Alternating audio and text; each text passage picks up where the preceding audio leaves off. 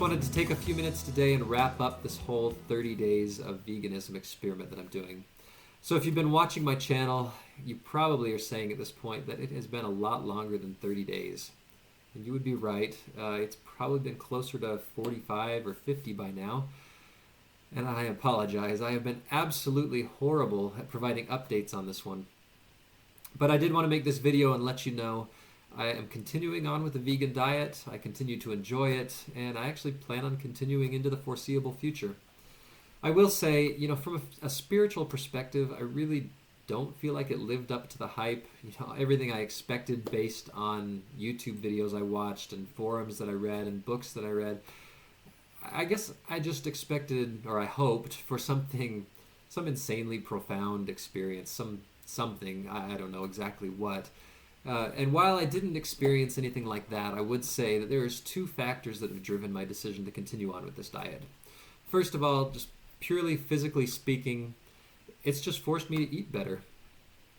And while I'm continuing to maintain a consistent weight and I continue to have a lot of energy, it's forced me to push things out of my diet that weren't great for me and just didn't happen to fall into a vegan lifestyle. So I'm eating more fruits and vegetables. I'm eating more frequently, which I've read from a metabolism standpoint is a good thing as well. So physically speaking, that's one of the deciding factors that has driven me to continue on with this diet.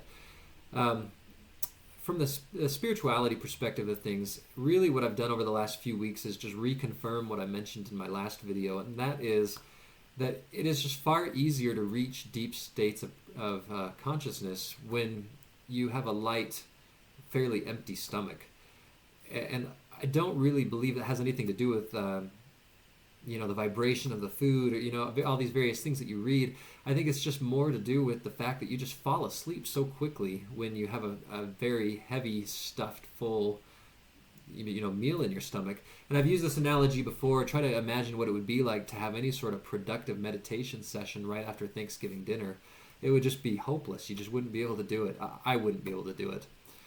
And so this lifestyle where you're eating a lot of fruits and vegetables and things that are very light, it just lends itself very well to being able to reach these deeper states of consciousness. And I've reconfirmed that over and over again, both through meditation as well as in my out-of-body practice, where I'm laying there in the middle of the night or before bed trying to reach the mind-awake, body-asleep state. It comes much more quickly, and it's much easier to reach these states without falling asleep and maintain control of my level of consciousness. So those two factors have driven my decision to keep going forward with this. So one more thing I wanted to talk about real quick before I end this one. I've gotten several requests just for information on what it is that I'm eating, how often I'm eating, things like that, for other people that are attempting to do this whole vegan diet. And so I'll give you a brief overview of everything. I don't want this to turn into a cooking channel, so I'm not going into recipes or anything like that, but just give you an overview. So basically for breakfast, I pretty much eat the same thing every day, and fortunately haven't gotten tired of it. I basically fill a bowl halfway full with soy milk, and I put a couple of scoops of plant-based protein powder in it. I cut up a banana, put it in, and put some other kind of fruit in, maybe a cut up pear, peach, raspberries, whatever I happen to have. A handful of walnuts. It's probably a quarter cup to half a cup, and then some flaxseed, hemp seed, chia seed, and then I mix it all up. And I will tell you, it is not the most appetizing looking thing in the world. In fact, it looks quite a bit like the mulch that you would put on your garden.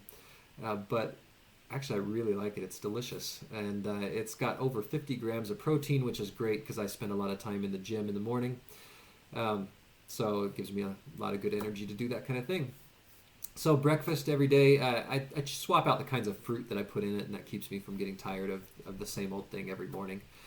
For lunch, typically I'll have either leftovers from the night before, or I'll have a salad. I put tofu in my salad, nuts, beans, pickles, peppers, tomatoes, cucumbers, anything that you can think of, just to try to mix it up. And that again keeps me from getting bored of eating so much salad, because I eat a whole lot more salad these days than I used to. As far as dinner, what I've found is I really can eat almost exactly the same thing I was eating before. It's just I replace the meat and whatever I was eating with something else. So If I was grilling burgers for my family, instead of grilling a burger for myself, I'll grill a portobello mushroom, which I have to say I absolutely love. And even if I ever went back to eating meat, I would continue to grill portobello mushrooms. You put some artichoke hearts in them, or some, olives and sun-dried tomatoes or something. Just stuff them full of good things and grill them, and they are absolutely delicious. I replaced any other sort of meat with tofu or nuts or beans, black bean burgers, things like that.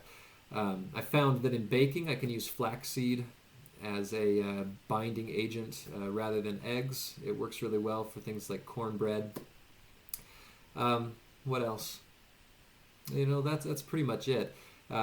Just like I said, it's the same kind of food I was eating before, but just slight modifications to take the meat and take any sort of animal product out of the food. It wasn't a difficult thing. It just took a little bit of research and some creativity and a little bit of experimenting.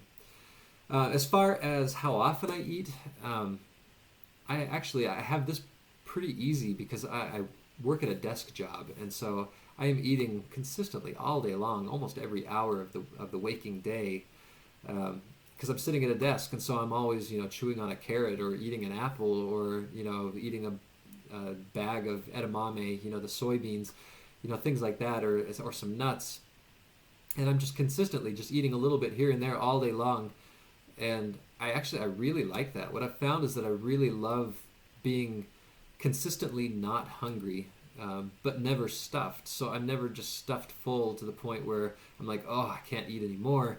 But instead, I'm just never hungry. I always just am in this state of being comfortable, which I found I really, really love. So an added benefit of eating a whole bunch of smaller meals, whether you're eating vegan or not. And then, as before, I try not to eat anything after 6 p.m. It gives my food a chance to settle and digest a little bit, and really makes it easier for me to do my out-of-body practice at night. So that, in a nutshell, is it. That's what I'm doing diet-wise. Like I said, if you've got any additional questions, if you want more detail about anything in particular, let me know. I would be happy to respond in the comments or via email, or if enough questions, similar questions come in, maybe I'll write a blog post about it and post the link. So I think that is it for now. I think that wraps this one up. I have really enjoyed it. Thanks for sticking with me. As always, like, comment, subscribe. Help me build this community. I will talk to you guys again soon.